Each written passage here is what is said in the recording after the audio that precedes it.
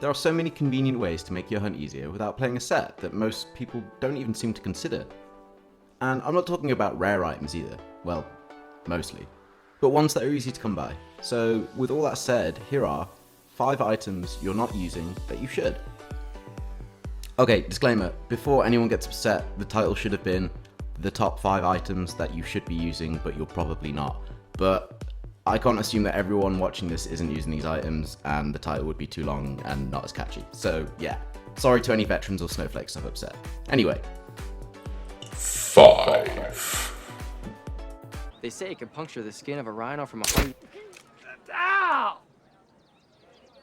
Oh! Yes! That's awesome! Crank bombs. So this was a cheap shot really, but what I mean is that if you're fighting a monster that can be trapped, most of the time you should do so. If you didn't already know, trapping a monster gives you significantly more rewards, but of course you don't get to carve it. So for the master rank quests like Wrath of the Thunder Descends and high rank quests like Greeting the Gluttons, where the reward is better than the carve, it's worth doing. But in general, you'll get better monster parts anyway, apart from when the part you need has a better chance of being carved. You can double check this in your hunter notes. 4. Hey, Mr. Grumpy Gills. When life gets you down, you know what you gotta do? I don't want to know what you gotta do. Just keep swimming, just keep swimming, just keep swimming, swimming, swimming. What do? We swim, swim. Dory, no singing. Oh, Dory. I love to swim in. Dory. When you want to swim, you want See, to I'm gonna keep get stuck now with that song. Now it's in my head. Sorry. Wetfish Plus. To explain this one briefly, the Wetfish Plus is a better version of your Whetstone, with less cycles and therefore more time attacking. The issue here is they're not the easiest to come by, so you'll have to spend some time grinding. See what I did there? ROFL. Rolling on the floor, laughing, used to indicate great amusement at something in a discussion group, etc. So if you can be bothered, get your fishing set out. Yes, that's a thing. Hey, some players love this fishing game, man. And start looking for wetfish. That's a wetfish as in W-H-E-T. All fish are wet. Or are they? Friendly debate in the comments. Are things underwater wet? Yeah, you have fun with that one. Ah, fuck it. You get the point. 3.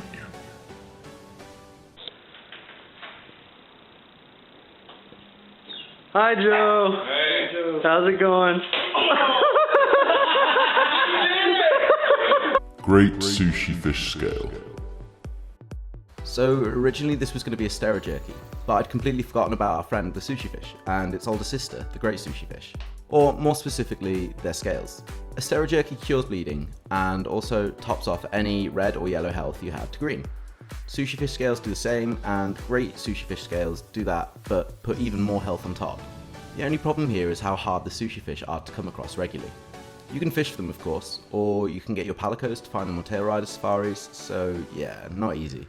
The Master Rank event quest, A Fish to Whet Your Appetite, is a different way to get these, and the wetfish mentioned previously, whilst also achieving something else. Plus, look at these jewel blades. The stera jerky is a nice alternative that you can purchase from the general store, and you should be bringing it on every single quest. Seriously. If you've got a massive chunk of red health, it's an insta-heal, potentially close to a max potion in certain scenarios. But for certain quests of a harder standard, this could really be the edge you need, especially combined with skills like wide range, speed eating, and free meal. 2.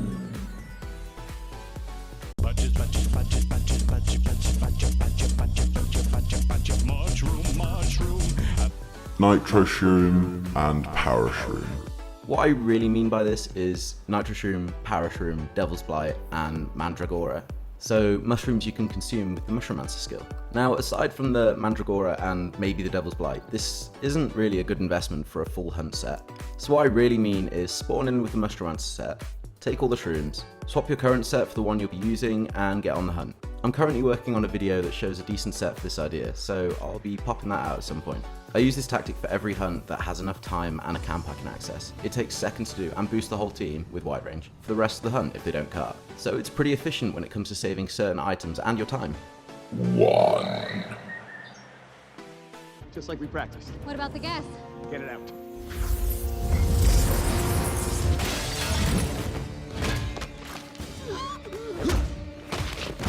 Poison Smoke Bomb. Do you love seeing a monster poisoned? So do we. But poison weapons in the world are probably the worst status choice, and that's because of this item, and it's not even that hard to farm. All you need are smoke cups and toadstools, both of which you can grow at the Botanical Research Centre. Grow them and combine them to make poison smoke bombs. Throw these at the monster you're hunting's feet, usually 2 to 4 times, and it'll be poisoned. Not only does this take seconds as opposed to longer with a poison weapon, it also means you can replace that poison weapon with one that can provide a more contributing attribute.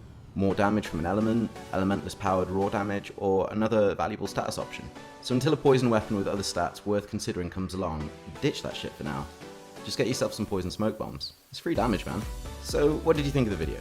Did you already use one of these? Or will you be from now on? Sike and lubscribe, spread the word, and look after yourselves. Thank you.